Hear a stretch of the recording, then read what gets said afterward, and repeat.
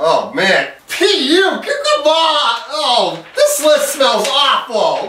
Yeah, this is the worst list of 2012.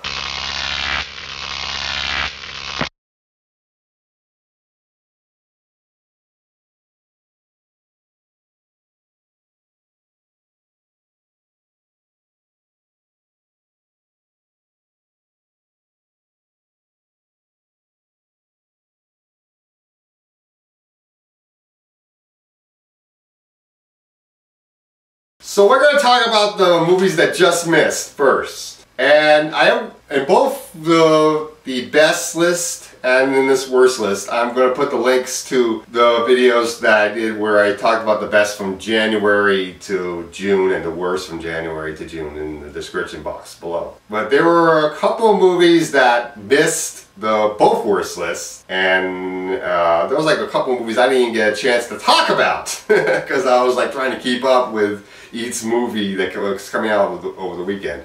So let's talk about a couple of these movies here. One of the movies that I didn't get a chance to talk about, what I like to call a lie-umentary, Obama's America 2016. Now, I am not one of these people who thinks that Obama is a great president. No. But this movie doesn't even have any real legitimate criticisms about Obama that I could come up with. I mean, this is your typical Fox News shit. Ooh, he's a socialist. Oh, the Communist Party endorsed him. When really, yeah, the Communist Party endorsed him, but he doesn't endorse their ideals. He's nowhere near a communist. When you look at the real criticisms about him. I mean, NDAA is not communist, it's fascist. Or the fact that he has a lot of corporate tools on his cabinet, like Tom Vilsack as agriculture head, or Joe Salazar as the interior guy. None of that is mentioned. And when they mention Obamacare, they don't mention the fact that Romney did it in Massachusetts first, and that it was a Republican idea. The Heritage Foundation actually made it up. Mandates. I mean, there's a lot of things in there just bullshit. So I know I'm gonna get a lot of Tea Party's mad about putting that on the just miss list, but you know what? Screw them. That movie came out like a 3 out of 10.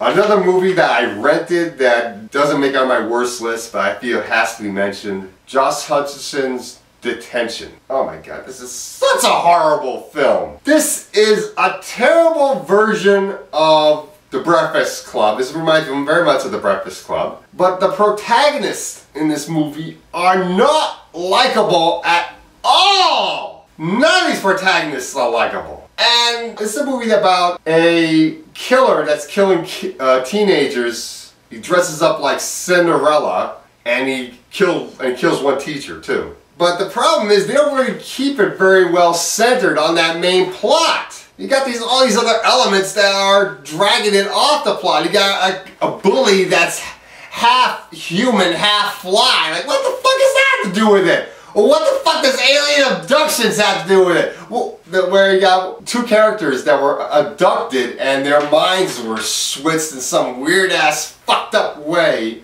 Like, what? Yeah, because the blonde girl's the side love interest. Her mind is switched with her mother's mind, but she's like, but the way it's done is like she was transported into her mother's body in high school, and her mother's high school mind is now in her mind. It's like, what and why? Or the time machine in a bear mascot? That makes no fucking sense. It's like, oh my god, this movie's fucking awful. And I'm glad the reason why it's not my worst list because I saw it on DVD and on the theater. Hit and Run. You know, the comedy in this is so off. It's not that funny. The actors are not doing that well. I hate the fact that Mark Rosenbaum is in it because I really like that guy as an actor. It's like, you're an amazing actor. You should be finding better movies after leaving Smallville. What the hell? And it was just so far off. You could tell from the trailer this was going to be shit bomb. Blue Like Jazz. This is another movie that I didn't get a chance to review. I rented this. It was in limited release and didn't even make it to my area, and I ended up seeing it when it got on a DVD. About a conservative boy that goes to college to try to open his mind, and he ends up falling in love with this liberal activist, but he also befriends this guy that likes to dress up like a, what is it, a bishop or a cardinal? I'm not talking about the bird cardinal, I'm talking about the priest figure cardinal. And the guy is actually more conservative than he is. It's like, why are you friends with this guy and why are you actually accepting his hat? It's like, seriously, this guy has no standing of being a priest. Because this guy that wears the priest hat, it's like a guy pretending to be a doctor performing medicine, but he has no medical training. And he's passing his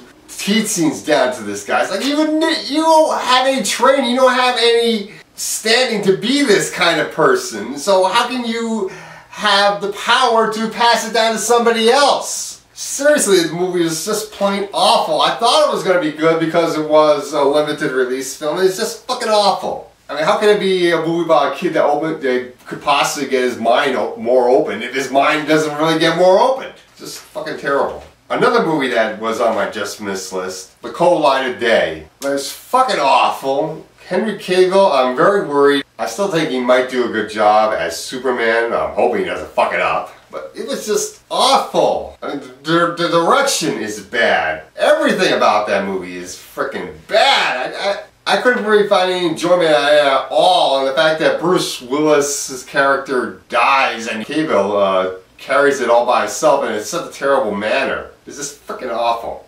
Another movie that that is on the just missed list, and yeah, I did give this movie a 2 out of 10, but after refiguring the worst list, I don't really feel that this movie deserves to be on there. Celeste and Jesse Forever. Oh man, was a freaking awful movie. It leads you to believe that these two people should be together, but then you realize later on that they don't belong together at all. And that Jesse's very happy with his new wife, and Celeste just can't let go. Like, let go and go on to the guy you just met at the yoga class already. And stop it with your lingering chemistry between you and Jesse. Oh, come on! And it just shows why exes should not be friends. The Guilt Trip. Oh my god, this mother duo is just plain awful. I mean, Seth Rogen's character actually willingly put himself in this situation to bring his mother along on the road trip. He wasn't forced,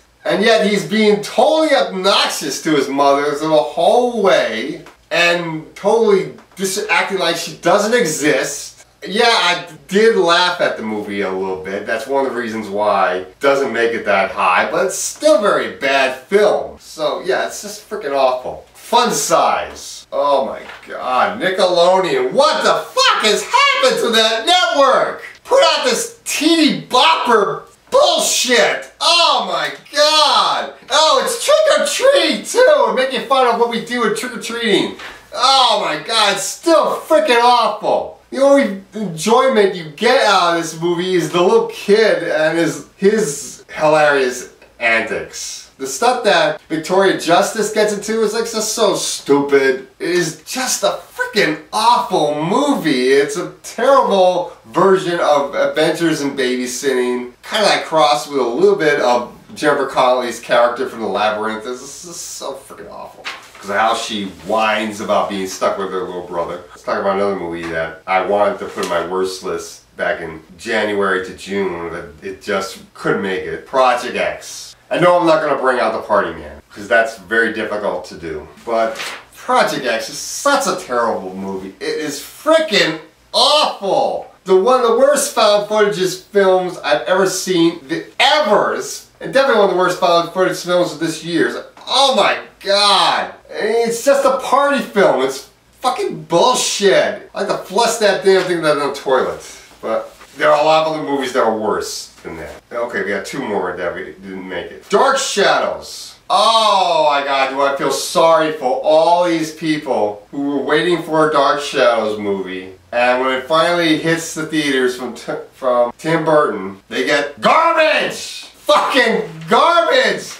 And quirky Johnny Depp garbage! Oh my god! It was freaking awful. Oh man. It's like the other cast is like practically tossed aside and not really used well at all. It's just terrible. The final movie that's on the just missed list for worst movies of the year, 1,000 Words, Eddie Murphy's movie. Which was that he does after doing an excellent film like the Grand Heist, because the film he did in 2011, that was freaking hilarious. This movie, 1,000 Words, was terrible. A very bad impersonation of Harpo Marx. It's just freaking terrible. Eddie Murphy, you're not Harpo Marx. You're more like Groucho. So please stick to that kind of comedy. So there goes my just missed list.